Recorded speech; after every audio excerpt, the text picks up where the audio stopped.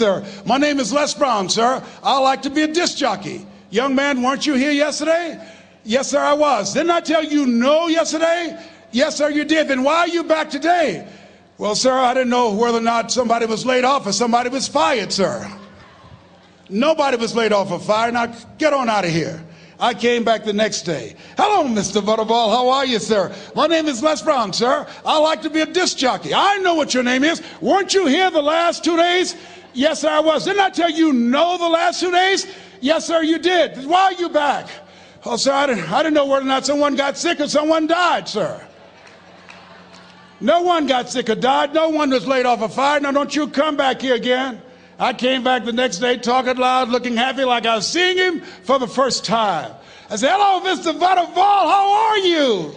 He looked at me with rage. He says, go get me some coffee. I said, yes, sir.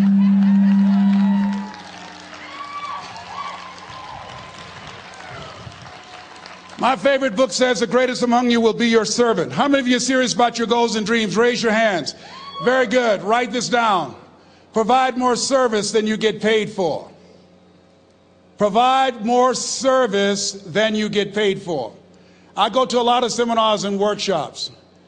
And one of the things I know about T. Harv Eckert, when I was sitting in the class with Robert Ruppel and all of the other presenters, they hold themselves to high standards and they provide more information than anybody else in the industry, bar none. They hold nothing back because their commitment is for your success. And when you hold yourself to high standards, write this down, impact drives income. That's why you're here. Because the training, the seminars, been making a difference in your life. If there did not have impact, 200 or 300 people would be here, if that amount. Impact drives income. So I became the errand boy for the disc jockeys. I would go get their lunch and their dinner, and I would bring it to them in the control room, and I'd watch them working the control boards, knowing my time will come. Write this down. I expect to reach my goal. Yes, you want to operate with a spirit of expectation. I expect to reach my goal. So I started preparing for the next position. Never forget one quote that I heard. As you look at your life, you look at your goals and dreams. It's better to be prepared for an opportunity and not have one than to have an opportunity and not be prepared. If you expect to reach your goal, prepare yourself now. And so then pretty soon, the guys at the station, they begin to take a liking to me. Write this down. Build relationships. As you're aware, people deal with people that they know, like, and trust. And so they would say, Leslie, yes, sir.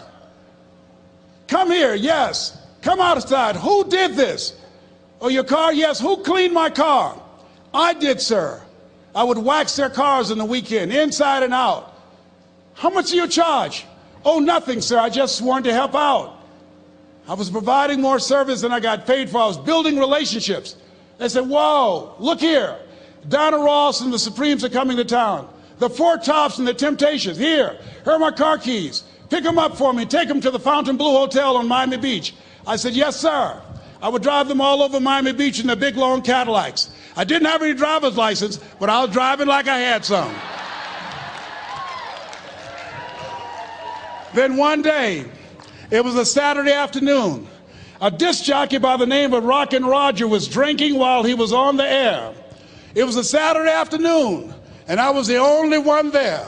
Rockin' Roger got so drunk, he could not complete the show. He started slurring his words. He's about to fall off the chair. And there I was, looking at him through the control room window, walking back and forth, young, ready, and hungry. I was saying, drink, Rock, drink. Drink, Rock. I'd have gone and get him some more if he'd asked me to. Then pretty soon the phone rang. It was the general manager, and I answered the phone. I said, hello? He said, young boy, this is Mr. Klein. I said, I know. He said, Rock can't finish his program. I said, I know. He said, would you call one of the other DJs in? I said, yes, sir. I said to myself, he must be think I'm crazy.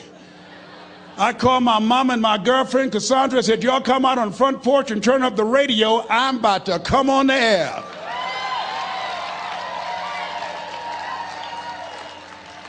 I waited for about 20 minutes, and I called him back. I said, Mr. Klein, I can't find nobody. He said, young boy, you know how to work the controls? I said, yes, sir. He said, go in there and segue the records, but don't say nothing here. I said, yes, sir. I couldn't wait to get old Rock out of the way. I put on a fast record. I said, look out, this is me, LB Triple P. Les Brown, your platter playing papa. There were none before me, and there will be none after me. Therefore, that makes me the one and only. Young and single and love to mingle, certified, bona fide, indubitably qualified to bring you satisfaction and a whole lot of action. Look out, baby, I'm your love man. I was hungry. I was hungry. Get old man a round of applause. I was hungry. I was hungry. You got to be hungry. Shake someone's hand on your right and left all around you and say, you got to be hungry. You got to be hungry. To get those dreams out of your head and step into your greatness, you got to be hungry. To get those ideas, that talent, that gift out of your system, you got to be hungry. To get up off the canvas of life and understand what Willie Jolly meant, that a setback is a setup for a comeback. You got to be hungry. People that are hungry are willing to do the things today others won't do in order to have the things tomorrow others won't have. How many of you got value out of what you've heard thus far? Raise your hands, please. Very good. I'd like to leave this with you. I don't know what your goals are. I don't know what you want to do. Here's what I know about you. You have greatness within you. Here's what I know about you. I can help you to live full and to die empty. I can show you what I've learned. If anybody told me that I would be doing what I'm doing now, I leave here today, I go to New Orleans and speak there, then I'll be flown to Barcelona. If anybody told me, given my circumstances, born in an abandoned building on a poor section of Miami, Florida, called Liberty City, both my birth parents stood up and said, hello, son, I would not know either one. Being labeled educable mentally retarded, put back from the 5th grade to the 4th grade, failed again when I was in the 8th grade, no college training. Anybody told me the principles that I would teach you, that they would have the impact that it has had on my life. This Les Brown that you see, I did not know he existed. And I tell you that you have greatness within you. You have the ability to do more than you can ever begin to imagine. Come into the room with me. And I guarantee you your life will never be the same again. I like to leave this with you. I don't know what your goals are. Mine is to find a cure to autism. Mine is to find a cure to breast cancer and to prostate cancer. Mine is to work with our youth and to reduce the recidivism rate in our prisons and help young people learn how to become an asset to our society rather than a liability. Mine is to train speakers to become great communicators, to speak from their heart, not their heads, and teach them how to impact and create a new conversation so people can see the possibilities of life and overcome the possibility blindness that held me hostage for 14 years. I don't know what your goals are, but here's what I know about you, and I don't know you. You've got greatness within you. And I like to leave this with you, something my mother used to love to hear me say. Leslie, yes ma'am, mama. Say that thing for me, boy, that makes me feel good. I dedicate this to you, to the greatness in you, and to the dream that you showed up on the planet to produce. And it's simply this. If you want a thing bad enough to go out and fight for it, to work day and night for it, to give up your time, your peace, and your sleep for it. If all that you dream and scheme is about it, and life seems useless and worthless without it, and if you gladly sweat for it and fret for it and plan for it, and lose all your terror of the opposition for it, and if you simply go after that thing that you want with all of your capacity, strength and sagacity, faith, hope, and confidence, and stern pertinacity, if neither cold poverty, famish, or gulf, sickness or pain, or body and brain can keep you away from the thing that you want, if dogged and grim you besiege and beset it, with the help of God you'll get it. God bless you. God bless your dream. God bless peak potentials. God bless America. Thank you very much.